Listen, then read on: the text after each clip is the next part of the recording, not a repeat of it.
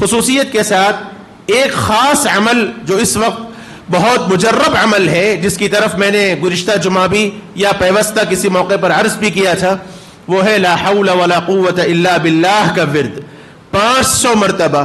حضرت تھانوی رحمت اللہ علیہ کے زمانے میں ایک بل پاس کیا گیا تھا جو مسلمانوں کے بالکل خلاف تھا، اور اس موقع پر بہت سخت ہنگامے ہوئے، فسادات تک ہو گئے، اور بہت احتجاج بھی کیا گیا اور جلد سے جلوس کیے گئے۔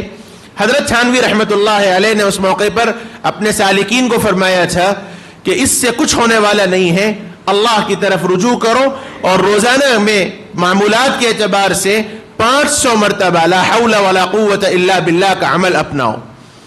اور حضرت کے سالکین نے یہ بات فرمائی ہے کہ مکمل طور پر 5 دن بھی نہیں گزرے تھے، 5 دن بھی نہیں گزرے تھے، حکومت نے وہ بل واپس لیا اور اس قانون کو ختم کر دیا۔ اس لیے اللہ کی ذات سے امید ہے اور ہمارا یقین ہے کہ کرنے والی ذات اللہ کی ہے، کائنات کا سارا نظام اللہ ہی کی مرضی سے چلتا ہے۔ یہ سب تو آزمائشیں ہیں، اور مسلمان کبھی ان حالات سے پریشان نہیں ہوتا۔ جیسے بتایا گیا کہ ہم اس وقت سوئے ہوئے ہیں، ہمیں جاگنے کی ضرورت ہے، اس لیے جاگنا چاہیے، اللہ سے استغفار کرنا چاہیے۔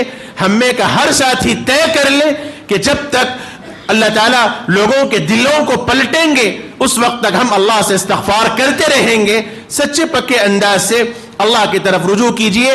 لا حول ولا قوت الا باللہ ہمارا ایمان ہے، ہمارا اعتقاد ہے، ہمارا یقین ہے کہ کوئی طاقت نہیں ہے۔ اعمال میں عمل کرنے کی طاقت دینے والی ذات بھی اللہ کی ہے، اور حالات کو بدلنے والی ذات بھی اللہ کی ہے۔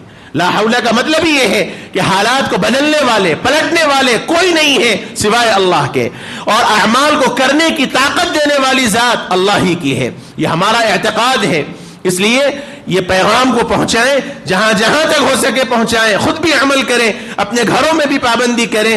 روزانہ 500 مرتبہ، ایک ساتھ ہی ضروری نہیں، ہر نماز کے بعد 100 مرتبہ کم از کم اہتمام کر لیں۔ 500 مرتبہ 5 نمازوں میں 500 مرتبہ لا حول ولا قوت الا باللہ کا ورد رکھا جائے۔